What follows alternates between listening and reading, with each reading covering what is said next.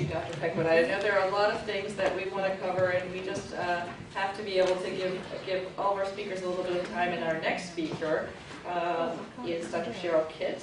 Her title is Overview of the NIH Peer Review Process.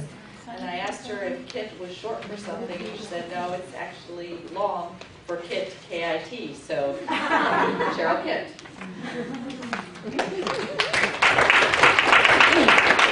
Just to explain, my parents came to this country through Ellis Island, and my son was doing research for a project and found the manifest, and our name was actually K-I-T when my father first came to this country. And so the other interesting tidbit is that I'm a twin, and my sister and I have been in research studies since we were 5 years old through the Minnesota study of twins, and I think that's how I got interested in research myself. My sister is an elementary school teacher, actually, so that's a little bit of information about me. How many of you have actually applied for grants lately? Yay, I want to ask you how you did. But since you're here, I assume you were successful. And so let me tell you a little bit about the Center for Scientific Review and the review process, and particularly for those of you at different stages of your career. So in purple is the Center for Scientific Review. The NIH is actually a collection of 27 institutes and centers, and the Center for Scientific Review is actually the gateway for all grant applications. They're then moved to institutes based on what you request in terms of who would like to fund your research. And I'll go through that rather quickly. I'm a New Yorker, so I can talk really fast. Okay, so as Willow already told you, there are a couple of mechanical things that you really do have to do before you even submit an application to NIH, and that's register in the Commons. And if you haven't done so, please do so today. It takes about 2 days to become registered. You can't submit anything to grants.gov without registering in the Commons. And your sponsored projects offices can take you through there, or anyone in this room who's funded by NIH knows what the routine is. If you do, sorry, let me go back for 1 second. And if you don't already subscribe to the NIH Guide to Grants and Contracts, please do that today too. It's the place where NIH announces all funding opportunities. You have to list a funding opportunity on every grant application, whether there's money associated with it or not. We also have announcements, requests for information, where we ask you things that we're interested in and what you think about. We also post notices, which are usually policy changes. So you really do need to take a look at these. And if you're in the fund-seeking mode, you should look there every day, because there are things posted there every day. Although money is not as abundant as it was maybe 10 years ago, there are still funding opportunities there. The process, as Willow described, is that you have an idea, and that's actually us in the federal government supporting you, putting our hand on your shoulder. Please submit your best ideas to us. The ideas are submitted electronically for the most part, except for some of the larger grant applications like centers and program projects, although program projects have now become electronic. But centers are still received on paper. They go directly to the Center for Scientific Review once they go through validations in grants.gov. And I'll take you very quickly through the process here. Once your application comes into NIH, if you don't tell us where your application should be reviewed, what study section, or what institute you'd like to fund it, you're going to trust us to do it. We're the government, please trust us. So after the review, your summary statements, the critiques go to the institutes, and it's the institutes and their national advisory councils that make recommendations for funding. The Center for Scientific Review has no money. Don't ask us for any. We don't fund anything. We just do an unbiased scientific review of your applications. It's actually a beautiful building in Bethesda. By the way, please enjoy glorious Washington this week. The cherry blossoms have already bloomed.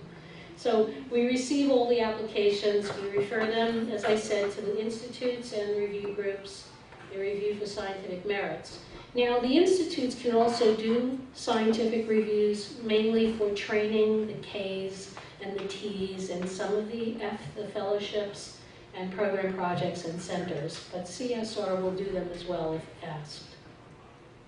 The Center for Scientific Review is divided into 5 scientific divisions. If you go to our website at csr.nih.gov, if you click on any of the boxes below these units, you'll find the descriptions of the study sections, and you really ought to look there to find the right ones that should be reviewing your applications. You can certainly tell us what study sections should be reviewing them and what expertise you need, but you should never tell us who you want to review your application, because I can assure you you'll never get them. But you should tell us who is in conflict with you. We hope not to discover those during the review, but sometimes that happens. It happens more often than we like. In fact, it's one of the biggest nightmares of the scientific review officer. They get to the study section and a reviewer says, and I've seen this myself, this is a former student of mine. They should have told us that before, and what we will likely do is defer that application to be reviewed at another time. So, to help your application get to the right study section, please submit a cover letter. It doesn't count towards page limits, and frankly, only about half of you do it. I don't know why all of you don't do it, because we honor them almost always, because you know best where your science should be reviewed. Unfortunately, you usually tell us after the review, and it's too late. So please tell us before, and we're happy to discuss that with you. Please contact your scientific review officer. They're one of your best friends. Your program officer is your second best friend. And if you can't name them today, you're doing yourself a disservice. Joan is probably a program director for most of you in this room. And she knows all of you. You better get to know her. And she's happy to return your information. And she could walk you through this as well. Again, please use this as a take-home message. If you don't do it, or you know colleagues who aren't doing it, please remind them that they can and should be doing this. Your career stage is critical during the peer review. NIH, about a year ago or so, redefined an early stage investigator as someone who is no more than 10 years out from their terminal degree. For PhDs, for clinicians, it's a little bit different. It's from your last training or residency. And if there's any question about it, please talk to the program directors. And if you're denied this status, there's always an appeal process that we can talk to you about. There are mitigating circumstances. If you take time out for family reasons, we can extend that time as well. And the reason it's important is that it is still true that the funding institutes have different pay lines, better, almost twice as good, for the early stage career investigators, for the R01 applications. And so I would highly recommend all of your junior faculty, and those of you who are considering submitting applications now for R01s, that you designate yourself as an early career investigator in the Commons if you're eligible.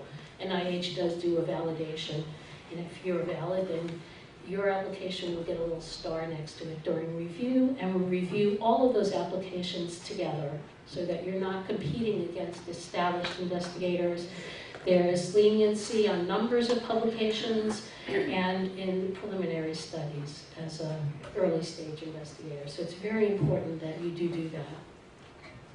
And just a little bit about study sections. The study sections, we always have the goal of having fewer people in the room. The more people in the room, the more likely that people are not paying attention to the discussion.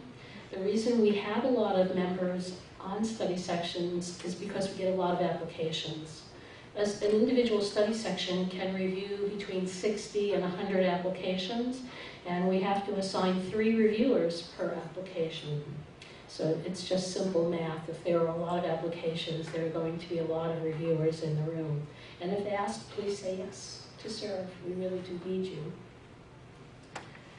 So what do the reviewers look for? It's all about impact now. The final priority score is an impact score, and I'll tell you a little bit more about that. As you think about your application, please make it exciting, make it clear. Please have other people read it before you submit it. I think most academic institutions these days have either formal or informal committees that will read your application and give you brutally honest feedback. You could always ask your sponsored projects offices who currently reviews for NIH, or I'd be happy to tell you who at your institution is reviewing for us, because they know what good applications look like and they know what fatal flaws look like too, and you should be asking them. You should also ask your senior faculty to look at their applications and their critiques. I hope they'll give them to you, especially for the successful ones. Sometimes it's a little embarrassing to look at the poor reviews, but you get tremendous insight about what the reviewers are looking for. So use your own homegrown expertise before you even submit an application. Proofreading an application, rather, spell checking doesn't always catch the comments that you are looking for. It will pick up correctly spelled words, but they're the wrong context. So please have somebody else, another human being, read your application, and don't rely on electronic proofreading. Again, the overall impact score, that's the score that's going to determine funding. 10 is the best, and a 90 is the worst. I frankly have never seen a 90. Hope I never do. Nevertheless, the overall impact, if your application is discussed, now as I said, each study section gets about 100 applications and only about half of them are discussed in the meeting. The 3 assigned reviewers assign initial scores, initial priority scores to them, and we rank order the best to the worst, and we sort of cut off at around half, and those are not discussed, although reviewers can bring up any applications they wish if they want to discuss them. The applications are now also given scores on the 5 core criteria which you write about in applications, including significance, in the investigator you need to talk about yourself, innovation, approach, and environment. Each are then scored from 1 to 9. This just repeats what I said, and the slides will be available.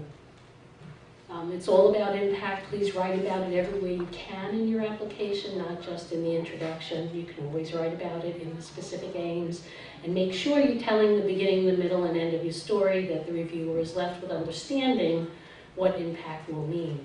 The reviewers essentially look at a score sheet like this, although there is no binning of applications, just some verbal descriptors about what an outstanding or exceptional application might look like.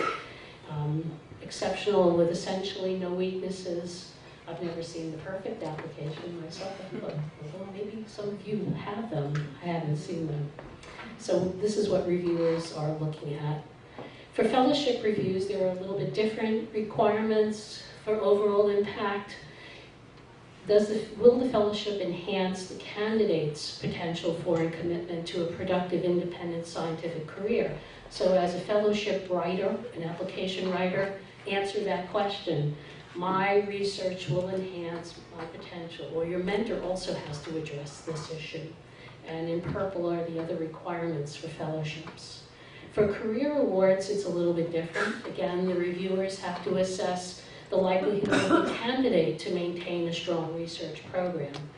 That's what the reviewers are looking for. As an applicant, you need to write it in that way. You can, I hate to say this, fill in the blank. Let the reviewers know why you will have a strong research program. For our career awards and fellowships, letters of reference are required. For career awards and R01s and other mechanisms, they're not necessarily required, but there's no restriction on them. And I highly recommend, particularly for early career investigators, submit letters of support. It doesn't hurt. It actually, sometimes reviewers are looking for it. They want to see where you've been and what your academic institution and collaborators will say about you. It helps. I'm going to go through this quickly about investigators, and this is all again posted on the csr.nih.gov website, what reviewers are looking for and how to write these sections of the application about your personal statement. And for junior investigators, this is critical. Please take it seriously and have other people look at it. Why your experience and qualifications make you uniquely qualified to do this research. Innovation, again, the methodology doesn't have to be the innovative thing, but something about you or something about your environment or something about the question, the concepts has to be innovative. You can use these bullets and basically write your application around that. by saying, at least in bullet number 1, my research seeks to challenge and fill in the blank. If you tell the reviewer that, please don't wait for the reviewer to tell you that. If you wait for the reviewer to answer these questions, you're in trouble. And again, for the approach, this is where you're going to lay out exactly what you're going to do and how you're going to do it. If there are standard approaches, because the page limits are very rigid now, you can just have citations for standard approaches. If you're developing a new approach, then you should write about it succinctly. And the environment here too, having a statement, a letter from your academic institution, department chair, you name it, is a good thing. Other issues that reviewers absolutely consider and will affect final scoring are protection and inclusion of human subjects, children, and minorities. You really do have to do this. For the most part, clinical applications fall down on this because it's not taken as seriously as other parts of the application. But I'm going to say that if you don't do it, it will seriously affect your score. You will then get a critique. Please read it and don't call your program director right away. Okay, promise. They work for you. And I can just give you some advice. Only call in once a week instead of once a day. I've had that experience. I've been a program director where someone hounded me every day until I told him to please stop. And he said that he's a taxpayer and has the right to do that. And I told him I'm a taxpayer too. And I wouldn't call him every day. And in any event, you should read it and think about it before making that call. And so there, you need to talk to your program director, and I try to always find a picture of someone who's actually here. Joan, who has a very close relationship with all of you and the community. The program director really is your point of contact. After the review, they're going to sort of read between the lines. They will likely add the review of your application or on the phone. So they have a little bit more insight. They're not going to tell you who reviewed it, but they really do have a unique perspective on where you stand. They're probably not going to tell you, unless you're close to the pay line, whether you're going to get funded or not. It's really too early in the game. But you can continue to have that communication with your program director. And if the program director happens to call you, that's a good thing. They want more information, and it's likely that there's a possibility of funding out of the usual pay line. So please answer the call. And so we have a lot of information. We have 2 brand new videos that are really worth watching. And if you, like me, I see a lot of you do have iPhones, you can watch it on YouTube. These are on YouTube. You can watch them, and my children watch them too. Because they showed me how to use YouTube. So thanks very much.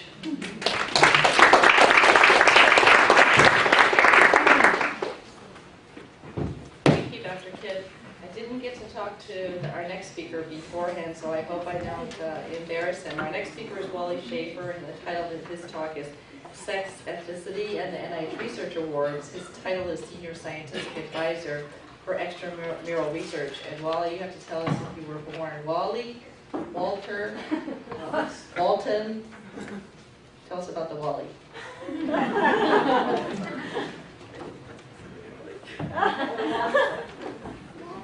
I am embarrassed. Yeah, my mom called me Walter after a grandmother. And it was shortened to Wally. She liked Wally for some reason. I don't know. And I have a dog sitter that calls me Wale after the rapper Wale.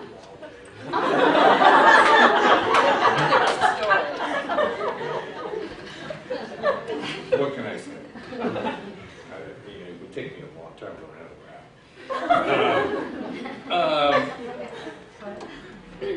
Cheryl and Willow's presentations are really important and a good jumping off point for what I'm going to talk about. It turns out that we've recently done a study, and I think it's going to appear in Sally Rocky's blog in a few weeks, and we looked at institutions that submitted at least 50 applications in a year, and then sorted those institutions by their rank in terms of NIH funding, and looking at the top 100 or even the top 50 institutions in this country that submitted at least 50 applications a year. You see some institutions that have success rates at about 40%, and others that have success rates at about 10%, and the average, of course, is around 20%. Now, personally, I'd rather work at one of those institutions with a 40% success rate, and one wonders what the heck those institutions are doing.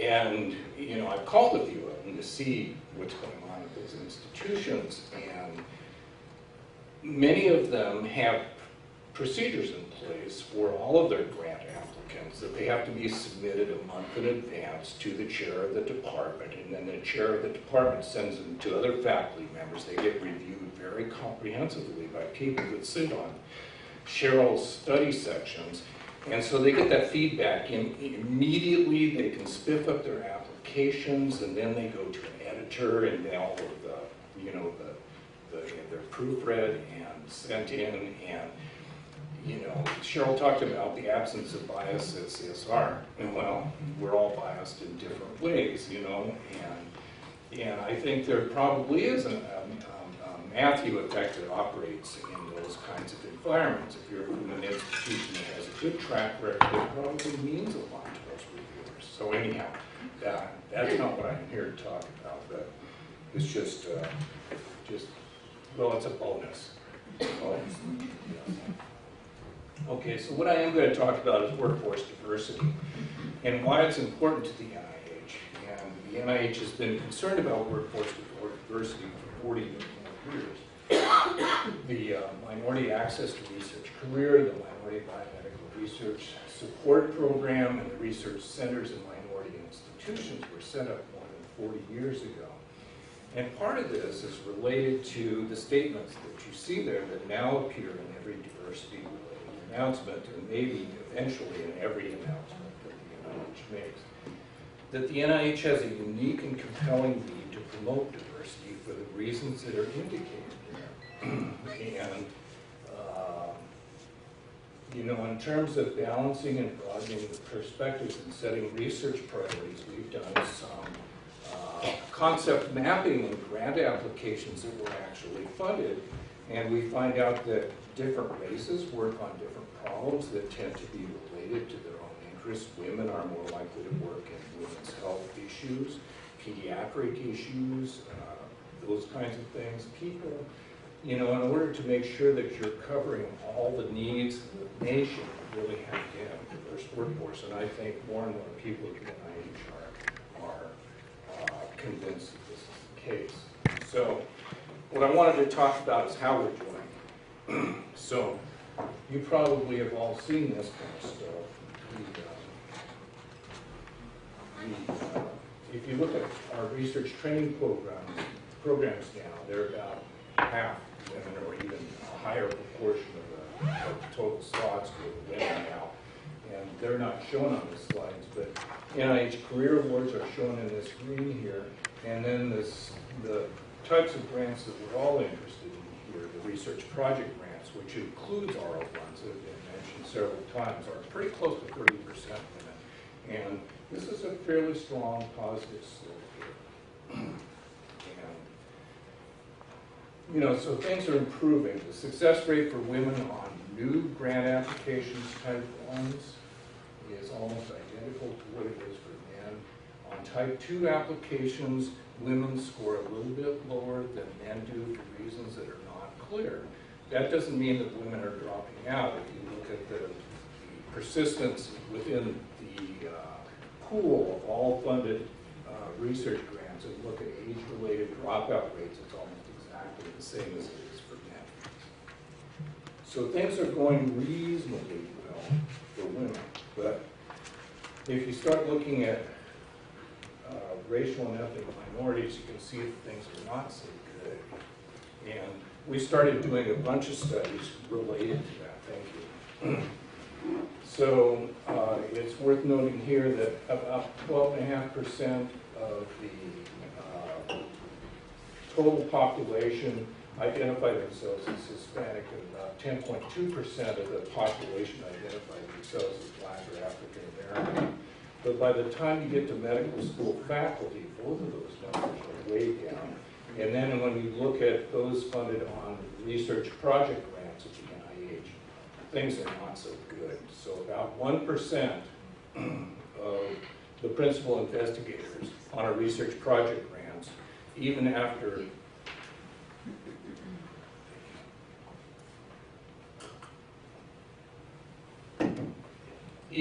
working on this for 40 years.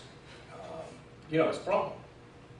And I think we all recognize it as a problem. And so back in 2004, Peter Kington, who used to be the deputy director for NIH, and I engaged in some discussions that led to the studies that I'm going to talk about here. Then looking at the changes, so this is the Asian, the proportion of our research grants that go to Asian PIs, and you can see a pretty positive slope there. Hispanics here, for African Americans, it's pretty flat, and it has been for a long period of time. So we launched a series of studies based on these discussions. Money was identified for these studies. Most of them were done under contract. And the first one I'm going to talk about is by Jennifer Polhouse, who works for a company called Ripple Effects. And she found that the success rates for men and women were about the same, you know, at least the primary research programs that we have. And so there were a lot of extensive studies. And then when we looked at the situation for racial and ethnic minorities, you have two really severe problems. One is the pipeline sucks. And the other thing is that there are big differences in review disparities across groups too. So this slide appeared in a paper that's currently on the Social Sciences Research Network. And it shows that there's an enrichment of whites moving from high school to college of about 6 to 7%. But you see a decrease in the proportion of blacks. So they're about 10.5% of the overall population then in high school. And then you lose about half of them going from high school to college. And then when you go from college to graduate school, you lose another 3 or so percent. Whites are again enriched. Interestingly though, blacks and Hispanics are enriched going from college to medical school compared to whites. And so, you know, the whites drop out, you know, in that direction. And there's a huge enrichment in the number of Asians in those populations. And then when you go from graduate school to an assistant professorship, you can see that there's an enrichment for African Americans and Asians. And when you go from medical school to faculty positions, you can see an enrichment for whites and decreases for these other groups. And the other thing, which is really disheartening, is the differences in word probability across these racial categories. And so the success rates for whites is about 30%, 29 and change, and it's about 16% or 13 percentage points lower for African Americans. And we did some fairly comprehensive regression analysis to see if we could identify factors that were associated with this difference. And we could only account for about 10% of this differential using something like 80 different covariates. So, and these differences in success rates are persistent and pervasive. In other words, this looks at those applications that were in basic science. If you look at clinical translational science or behavioral and social science, you see exactly the same sort of pattern. And institutional characteristics don't seem to matter much. At the top 30, everybody's success rate goes up, but there's still this disparity between the different racial categories. So it's bad, it's not good. It's not good. And we're trying to figure out why, thank you, Karen, why this occurs. And so there are a number of things that are going on right now. So Donna Ginther, who is a professor of economics at the University of Kansas, is the primary author on many of these studies. And she has just completed a manuscript called MD's Medical Schools and NIH are One Awards, and finds out that the delta, the differences between the racial categories and is not as big as it is for MDs as it is for PhDs. And also, all applicants that work in a medical school environment do better than those that submit applications for arts and sciences. I don't really know why, but that's what it's about. There are also some extended studies that we're about to launch that will look at other factors that may correlate with this differential outcomes. In other words, these are things that didn't appear in the structured data that was available in NSF databases, NIH databases, and AAMC databases. In other words, what is the postdoc training like? You know, what was the prestige of the mentor? How big are the individuals' networks? How well are they connected to the reviewers on those review committees? Are those differences that can explain these things? Are they factors that we can maybe focus on to remove some of those disparities? And finally, there's a really exciting activities from this diversity work group that has been appointed by the Directors Advisory Committee. So recommendations from this group will be going back to Dr. Collins and also his advisory committee. And that committee is chaired by Larry Tabak, who's the current Deputy Director for NIH, Reed Tuckson, and John Ruffin. And what they're looking at is experimental techniques to assess the benefit of pre-application mentoring, the type that Will and Cheryl were talking about, how to do that. You know, it's that kind of stuff that some of those highly ranked institutions probably and apparently do pretty well. And also use experimental techniques to determine if there is any kind of bias in peer review. Now, this is an issue that, you know, the possibility of this is something that none of us want to think about. That there might be racial bias in this setting. But there are a whole bunch of factors that correlate well with race, and it may not have anything to do with race, but, you know, anyhow, we're going to look at those kinds of things and see if they're operative from that as well. So I'm going to stop there, and, you know, if there are questions, I guess we're going to have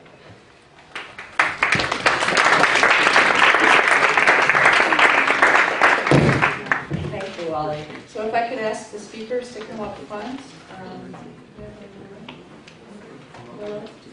And I'm going to just apologize early because I may need to leave. It depends on how long we go because I have to catch a flight. So I'm going to ask Dr. Nagel to come down so she can relieve me if I need to. I also want to take this opportunity before we start our question and answer session to acknowledge the ORWH team that worked on this workshop, pre-conference workshop. Dr. Joan Nagel led those efforts and really was tireless in making sure that this came off. Dr. Karen Witkin was her able assistant and energy behind the activity, and Joyce Rudick, is Joyce still here? She just stepped out. Okay, Joyce was the institutional memory and just pushing to get everything done. It's you gotta get it done, gotta get it done. So the three of those ladies and probably other ORWH staff, which I'm not aware of, were helpful. So I want to acknowledge them and my colleagues from the Women's Health Congress, Dr. Boystein and Dr. Klein. So let's go ahead and open it up for questions or comments. Doesn't have to be questions related to just the presentations, but the NIH process, where we welcome those comments as well. Please. Hello, I'm Wendy Katzman from the University of California, San Francisco, and I'm lucky enough to have been a Birch Scholar for the last several years. And I'm now in the RR1 application process, and I'm curious about the diversity awards that are currently being offered by NIAMS and NIA, and whether they are open to women, whether women are considered to be part of that, or is it really just ethnic minorities? Which awards are you talking about? There's some new diversity awards. Are they diversity supplements or yes, diversity supplement awards, correct.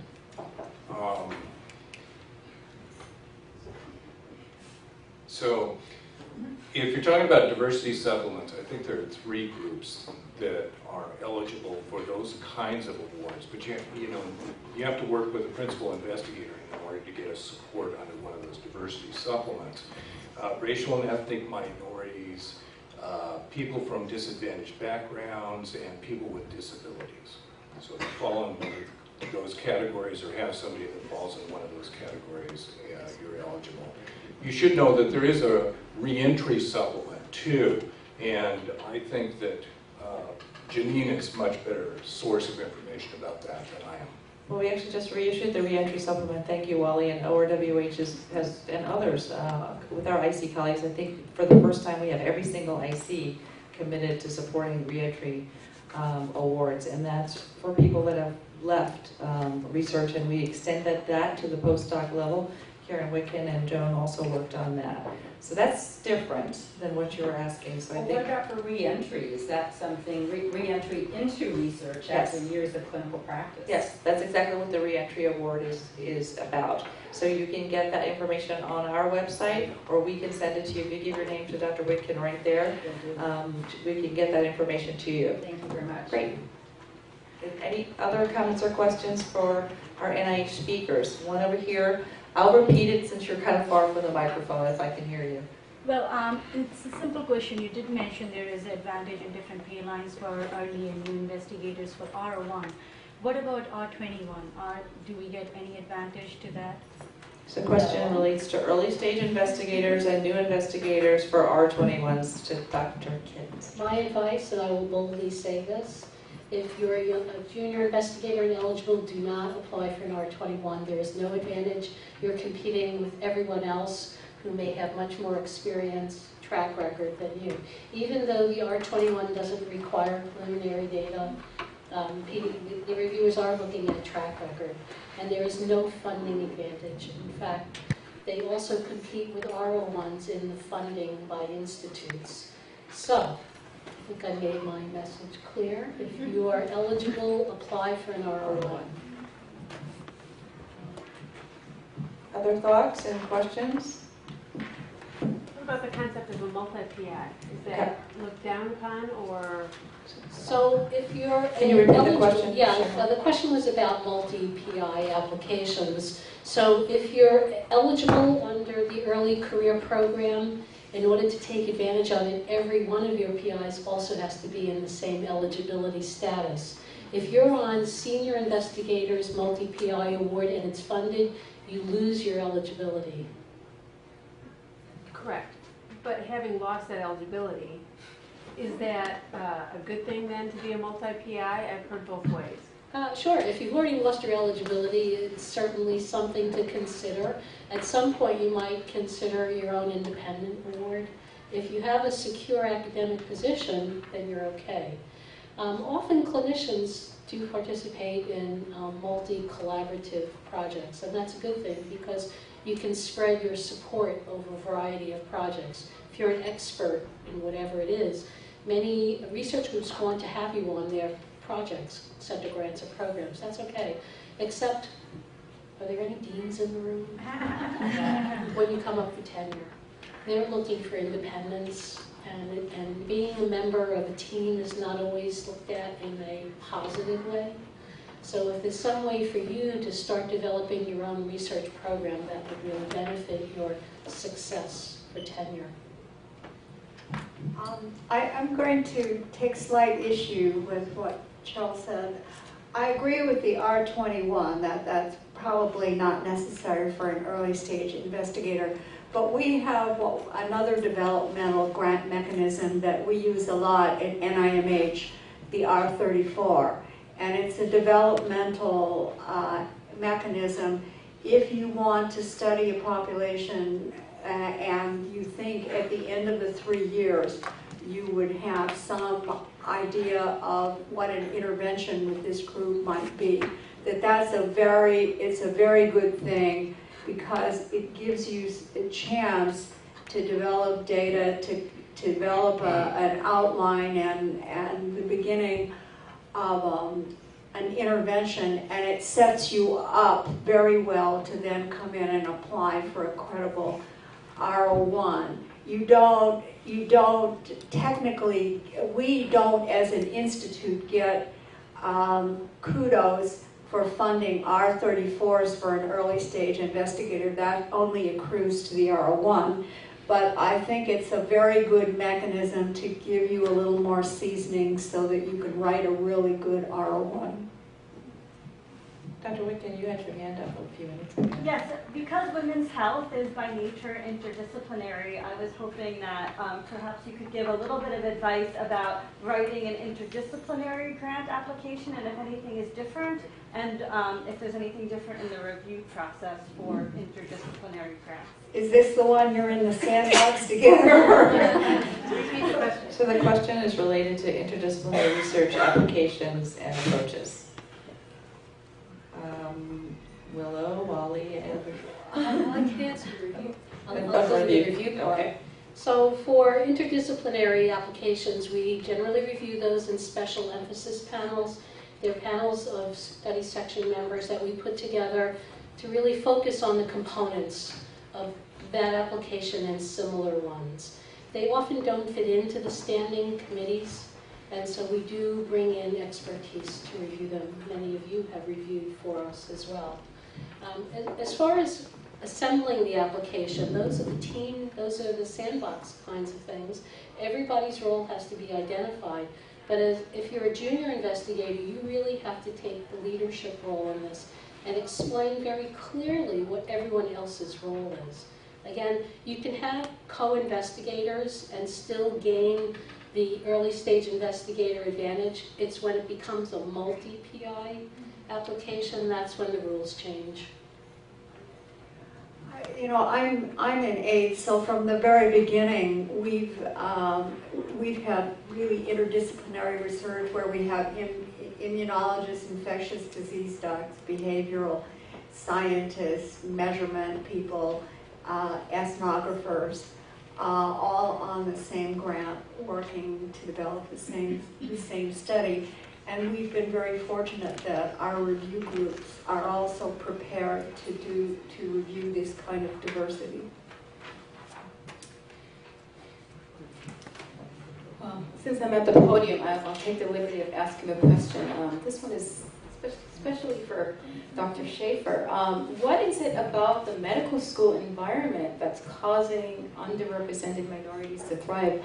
I don't know, do you have some sense of that from the paper that you submitted? I think it raises Versus all, other it raises all votes, for everybody. The success rates for medical schools is a little better than it is from arts and sciences campuses. And it's better for MDs, and I don't know, there may be some selection effects. It's harder to get into medical school than it is to medical graduate programs. There could be all kinds of factors operating in those settings. So I think part of it could have to do with the fact that NIH is interested in health-related science, and maybe you see more health-related science coming out of medical schools too. Thank you. One of the things that becomes more obvious in medical schools is that the individuals get more mentoring. There's more one-on-one care and hand-holding, and very few people drop out. I was at Hopkins for many years, and there's tremendous care and grooming of people in medical schools, and it's not like graduate schools. It's just not the same. There's much more of an investment in the individual.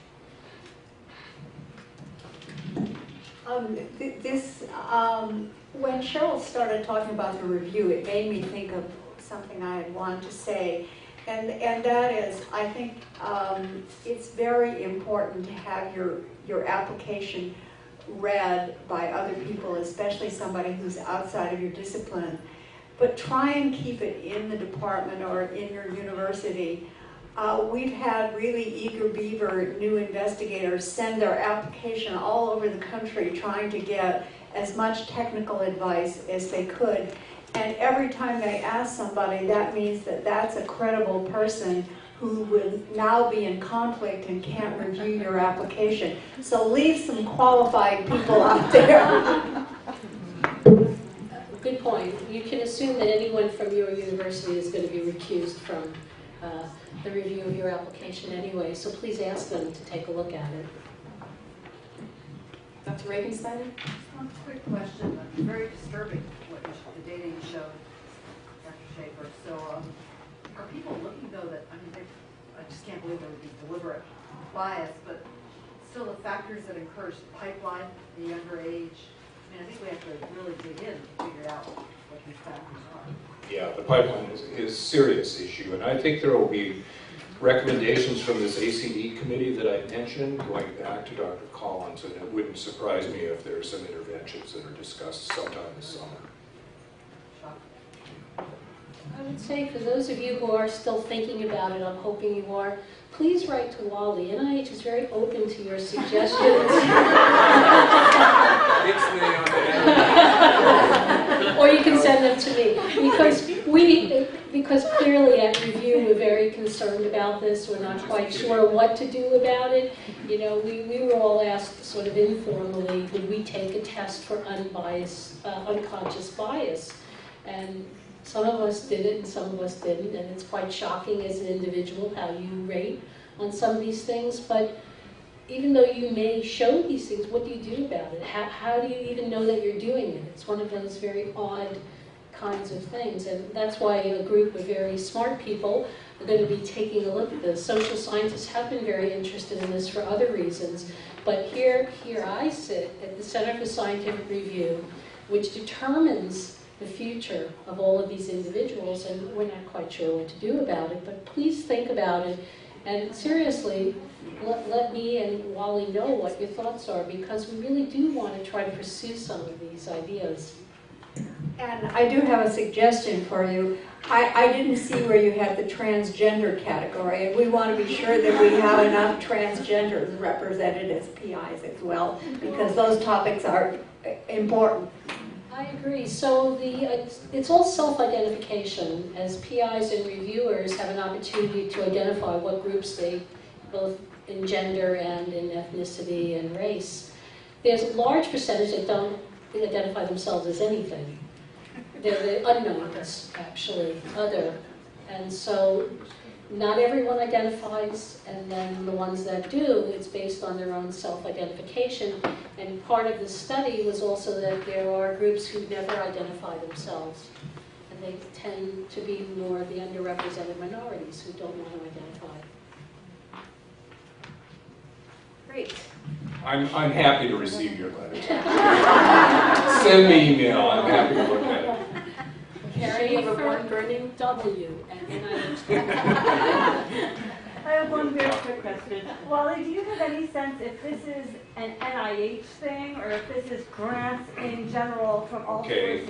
NSF has been publishing success rates by race and ethnicity for years and years, and they have the same problem that's just not as big as it is for NIH. What about CDC? Great. Well, can we have a round of applause for our outstanding panel? And thank you to all of you for coming. I think we had an outstanding audience here, much larger than last year. This is really great to see the interest in women's health.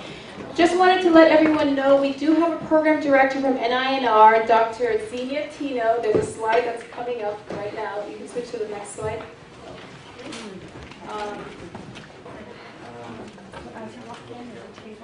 Right. So Dr. Tino is a program director at the National Institute for Nursing Research. How many of you are nurses here? Great. Well, there will be a sign-up sheet for those of you who might be interested in speaking to her about opportunities at that institute. She will be at the ORWH booth. That will be open tomorrow. There will be a sign-up sheet. She's got her cell phone. She's really excited to talk with any of you who are interested in funding opportunities at that institute. And we also wanted to share with you the Office of Research in Women's Health has an exhibit table where Dr. Tina will be, and we have resources that we wanted to share with you, and some of them are